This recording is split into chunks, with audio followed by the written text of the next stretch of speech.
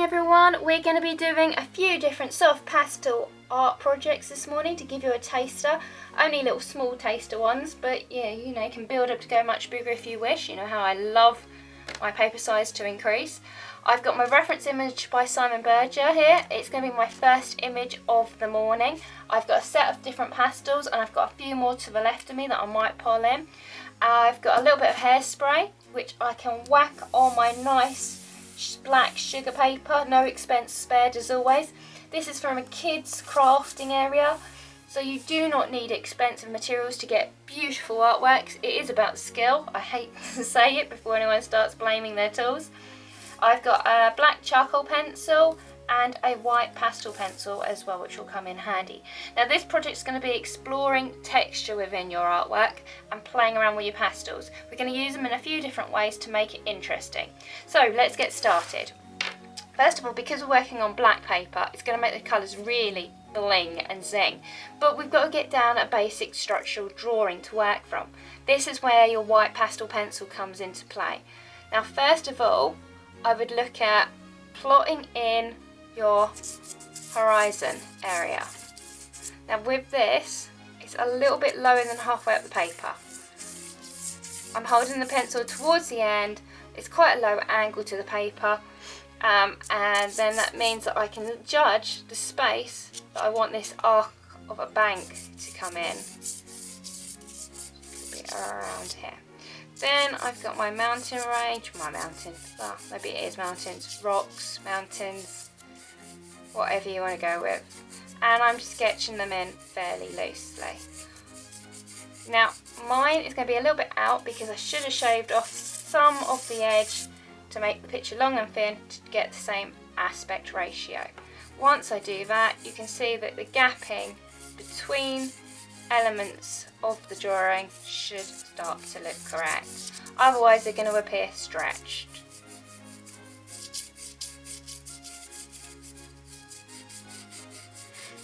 Do not expect to get it right first time. You can see here my lines are very scribbly and I'm just playing about. Then I'm going to look at starting to put in some of these background mountains, keeping my pencil lines fairly light and tonal. I've got a lovely kind of little lake in the background where the sunlight's hitting it. Mountain is hitting that. Over to the right, and remember you're looking at the relationship of different components to get everything in the right place.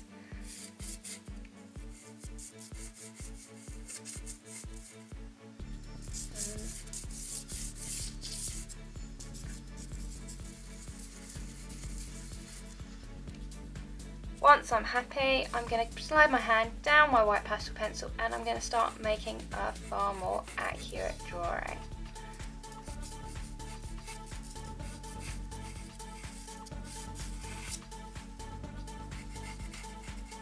Now remember that this project is about playing around with textures. Don't worry too much about your drawing being perfect and polished. It's really not about that at this type of project.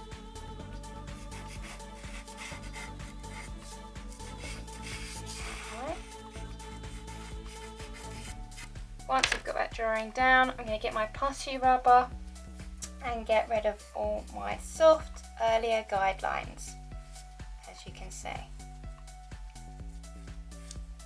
Any errors, as I've gone a little bit too low here and I've just changed it recently, you can also lift off. Okay, so because pastels, soft pastels specifically, are quite messy, what you're looking at doing is two things. One, working from the top of the picture down, unless you can turn the picture. If you're at your table and you can feel you can work upside down, then you can play around with that. The other thing that you need to be looking at doing is obviously planning out your colours. Now you will see, just down here on the bottom right, I am looking at the colours that I'm working from the top to the bottom using. Okay, so do think about looking through your set of pastels and planning the colours at different stages of the picture. Now the other thing you also really probably should be thinking of, probably should have, she says, is fixing throughout the process. So do a bit, then fix it, then do a bit, then fix it. Don't fix all at the end, it will wipe out your strong highlights. If you've got really good quality paper, you shouldn't need to have to fix. That's what they say.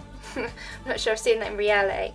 Now with this, I'm going to be building up different textures, therefore I prefer having shorter, smaller pastels to work on. The bigger pastels will give brilliant colour, but they're a little bit harder to handle. So you might find that if you've got longer pastels, you want to snap them in half so that you can do this kind of technique. For the beginning, let's work at the top of the sky. So by snapping it in half, I can use the pastel on its side. And I'm going to start putting that in. I'm trying to create those wispy cloud formations. Now the thing with pastels that you can do is you can layer up and you can tint and soften out areas. So you might find that you need to apply a little bit of pressure there, for instance, if you want it darker, and then you lift off and you know that you're going to come in with some white just to soften off the edges of that. I'm going to bring that down and it's quite rhythmic, like so. Now I need to get that white in up the top, so I'm doing the same thing. I'm holding it on the side and I'm rocking it ultimately. I'm keeping my eye on the reference image though, don't take your eye off the reference image. And I'm bringing that in and I'm building up the denser parts of the white highlights by layering more pastel on them. Now I might soften out some of the blue by applying a little bit of pastel on there as well. At the moment I'm concentrating on getting my whites in the right place.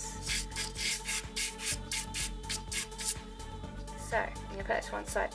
Now I can see the blue going into a slight lighter tone of blue, so I'm going to put in a little bit down here. Now with this pastel, this is a bit softer than the blue pastel. That means that a smaller amount of pressure is required to get the pigment onto the surface. Then I'm going to get that harder blue and I'm working on top of that pastel. And the two are mixing on the paper just to give me a little bit of a different tonal change. I'm going to probably have to do that a few times. So I can put in a little bit of my lighter blue. It's kind of like a marine-y green actually. A lagoon blue. And I'm building up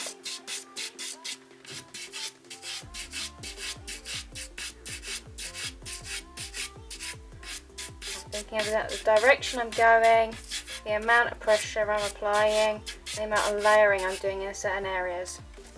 I'm going to come back with my white and work that up on top. So the white's going to be mixing in with the blue. It's going to create a slightly softer tone of blue in the process, and then that's going to bleed out into the white that I've laid down at the beginning stage. If you want the white to be really strong, it needs to be going onto the kind of black paper without any pastel underneath it. As soon as you get a pastel underneath, you will find that you'll get cross-contamination and a slight minty blue tone will appear. You can see there? It's quite a lovely texture you can build up. I'm going to work that all the way down. So next is the yellow. Bring that into my sunshine. And again, I'm holding it on the side. This again is another softer pastel than the other one that I'm working with. So I'm being careful how much pressure I'm putting down. I've got that yellow going into a little bit more of an orange. So I'm putting down a bit of orange. And then ultimately that's going to bleed into a red. And the red ducks below the sun.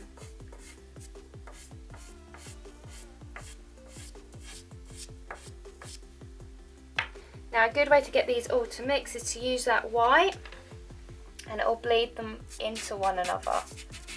Now you can do it by scribbling, and if you scribble down you will pull that top colour down into the bottom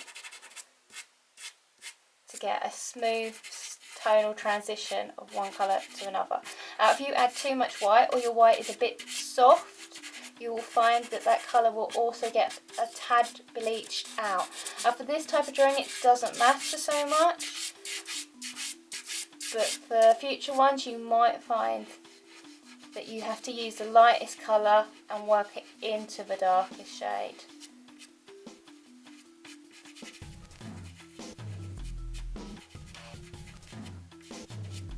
So once I've got that in, I'm going to come back and I'm just going to sharpen up some of my yellows.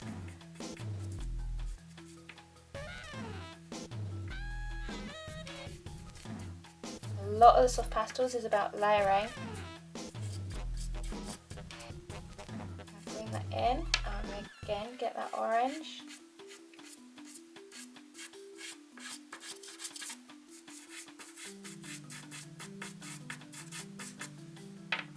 And get a little bit of that red.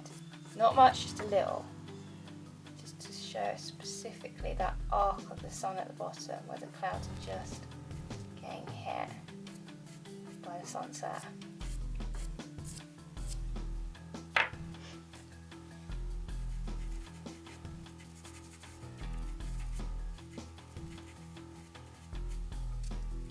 I'm going to work some white in. Now if I wanted to really boost my white, I could go for a softer white pastel. A softer white pastel will give me a much stronger tone of white than a harder white pastels.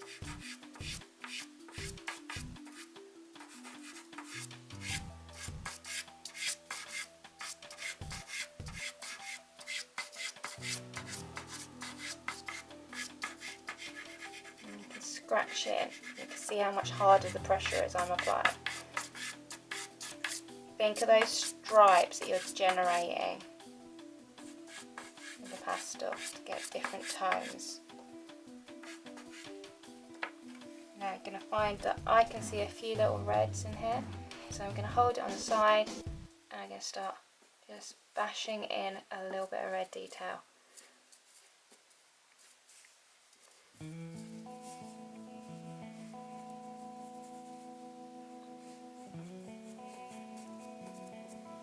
So, and I'm going to take an orange to then bleed that red into the base colours that we've got. Put in a little bit of orange in there as well.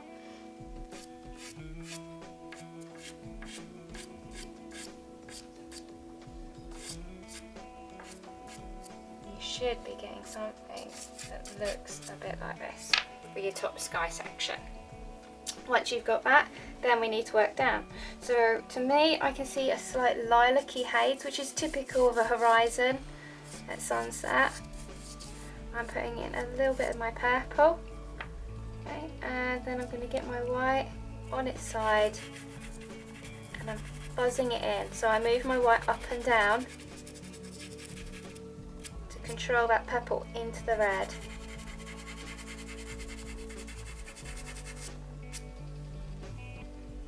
Then I've got some blue. I'm going to go for my pale blue. And I'm going to start putting in those mountains. Now I'm trying to keep a rhythmic mode to the type of brush marks I'm generating. Brush marks. Trying to create a rhythmic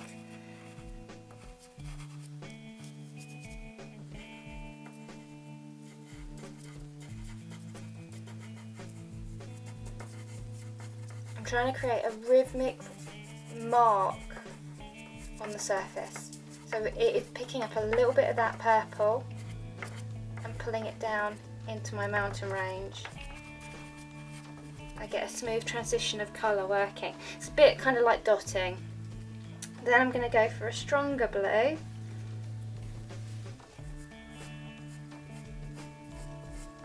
Now the stronger the colour is, the more accurate you need to be on your observations, trying to put it in the right place at the right time, right place in the right size.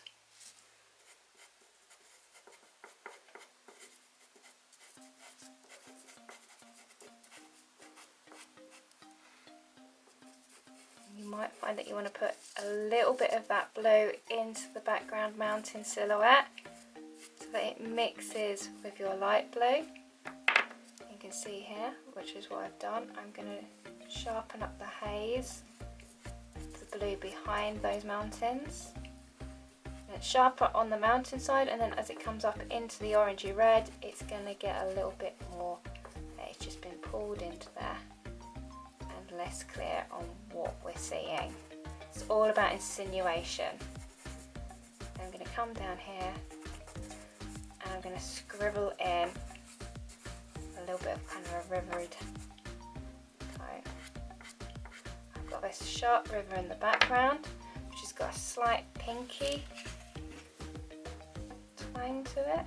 So if I get a little bit of a reddy pink, as it's mirroring that sunset.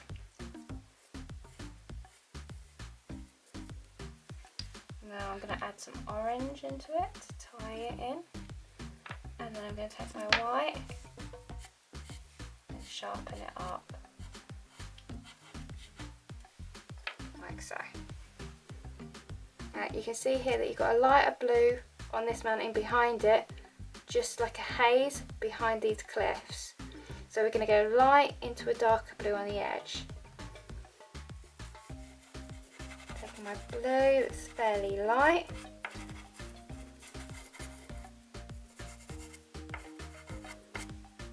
and then I'm going to take my darker blue and work the two into each other, so that it gets a slight tonal shift. We've got some green that we're going to put down here, but before we do, I'm going to put the blue in. Of a few mountains behind it, just like so. See, a little bit of horizon. Right, you're going to end up probably playing around with this.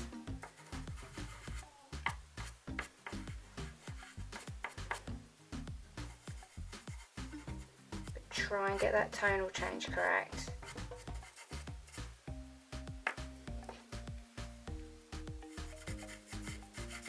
Remember your colours and have some fun. Don't worry too much about being super accurate with your colour observation. It's going to be about creating lots of fun textures by the type of marks that you're laying down on the surface. So coming down here, we're getting a very strong dark green. I've got a bit of a green here that I've just picked up. I'm going to start putting that down. Now, I'm keeping my marks quite loose and scratchy and free.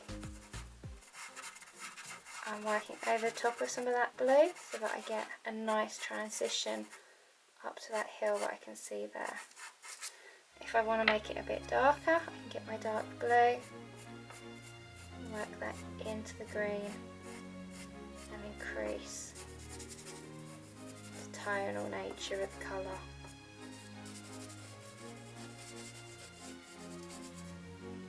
Now I've got my shadow in here, so I'm going to go for a nice strong dark blue. And I'm going to just sketch that in there. Then I'm going to take a darker grey and work that over the top. Now with soft pastels, you are very much at the mercy of the colour palette that you have access to. The more colours you have, the easier and the more realistic you can make the artwork appear. That doesn't mean that you have to buy a huge number of pastels, but you do probably find, well, you will find, if you like them, to gradually build up your collection, and you'll enjoy it even more with your colour options. Then I've got these grey tones. So I've got a grey, I'm going to work light to dark, and I'm going to hold it on its side, and I'm going to create these stripy hard lines, and I'm going to go at a few angles at the top.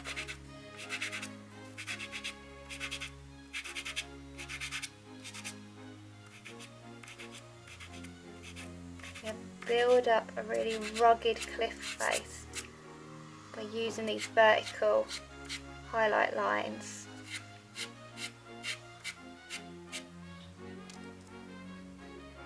Then I'm going to build that up with a little bit more of a grey tone,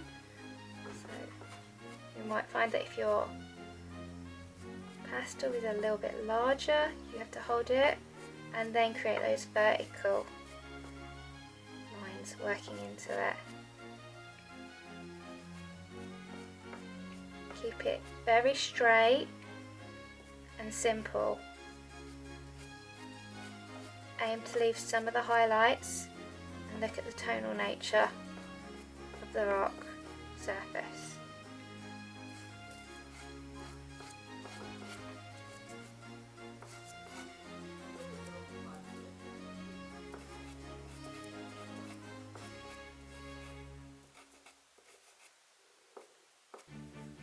Now for me, I can see a little bit of that blue because it's the sky reflecting in and the rocks are white. So again, I'm going to carry on using those straight lines, but I'm ultimately changing direction.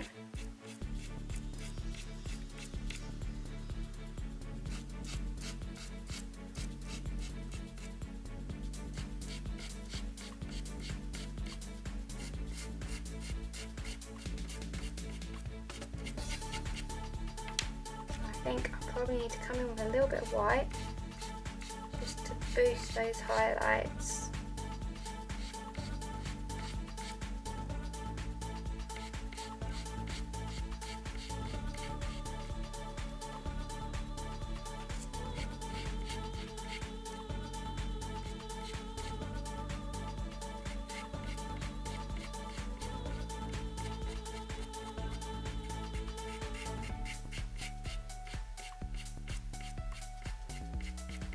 Cross-hatching ultimately.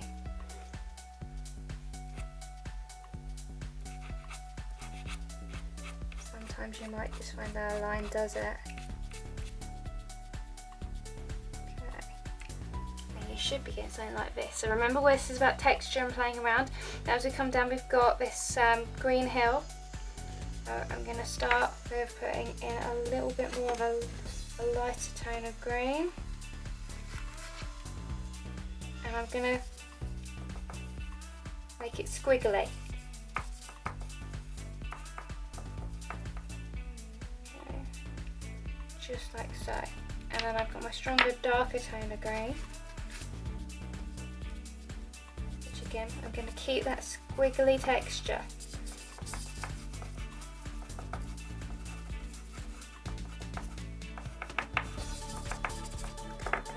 A little bit more light green down here, so I'm feeding in a bit more squiggles. And then I've got the really tough flowers, the daisy. So with the daisies, I'm going to draw these kind of really cute little dots that are going to be insinuations. Remember, the further away the daisies, the smaller they are, so you might find that you have to dot a few of the daisies. Also look at the layout and the relationship of one daisy to another. You usually get them in clusters and there'll be spaces of green in between. But you do need to get the white down first, or you'll get a cross contamination, which will mean that your daisies will all get a bit murky.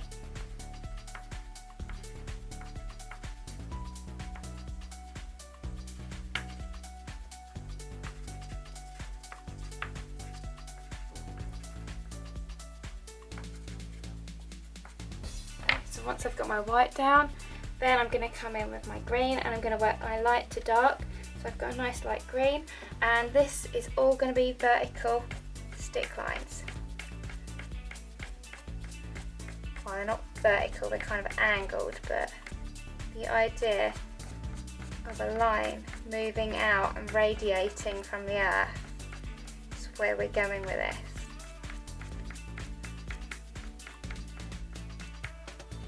You might find you have to do a little bit of a squiggle where you don't have much space for stuff.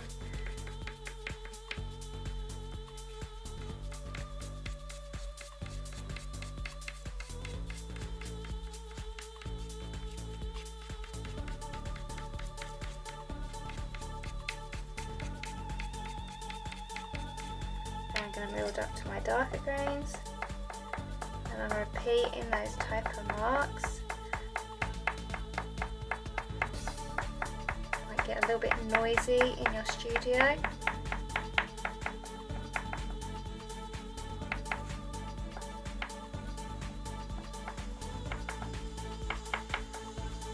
careful not to obliterate those daisies. It's a little bit yellowy for me, so I'm going to grab a little bit of a yellow tone in my glass.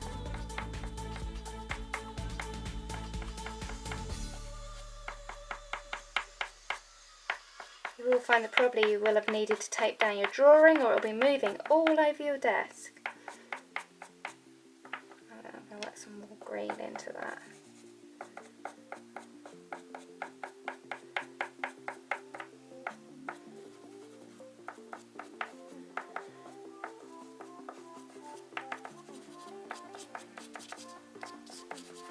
I'm going to lay down a little bit of blue.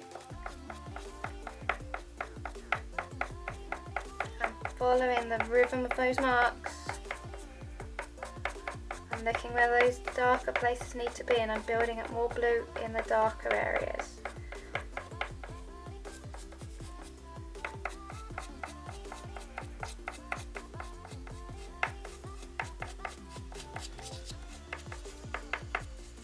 And then I'm going to work my green over my blue so that I get a cross contamination on purpose. That blue just makes my green go a little bit darker. I need to be putting a little bit on there. You should be getting something like this. Now at this stage you're going to find that you want to go for a strong dark. You could get your black if you feel more comfortable charcoal pencil and begin crisping up some of the detail within your landscape.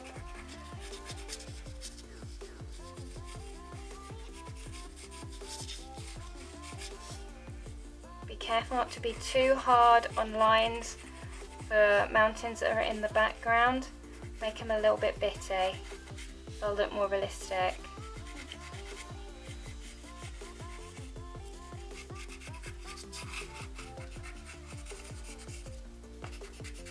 You should end up with something like this. Right, so hopefully you've enjoyed that one. We're going to move on to the next one now, ref image 2.